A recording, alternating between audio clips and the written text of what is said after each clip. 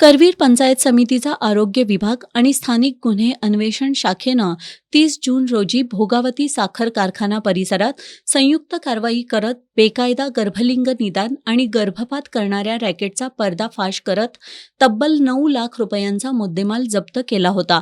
पोलिसांनी या प्रकरणी महेश पाटील, अनिल टिपुगडे, सुनील पाटील, श्रीमंत पाटील अशा चौघांना अटक केली होती. त्यानंतर पोलिसांनी अन्य 2 संशयितांना अटक केली होती. आज करवीर पोलिसांनी या प्रकरणी इचलकरंजीमधील डॉक्टर शिवप्रसाद सत्यप्पा महादेव पाटील याला अटक केली आहे. त्याच्याकडून 2 लाख रुपये किमतीचं पोर्टेबल सोनोग्राफी मशीन जप्त करण्यात आलंय.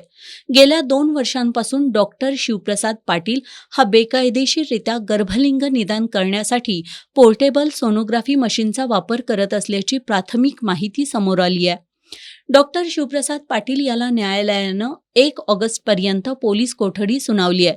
भोगावतीमधील बेकायदा गर्भलिंग निदान आणि गर्भपात प्रकरणी आत्तापर्यंत एकूण अटक केलेल्या संशयितांची संख्या 7 वर पोहोचली असून या प्रकरणी आणखीन काही संशयितांना अटक होण्याची शक्यता आहे.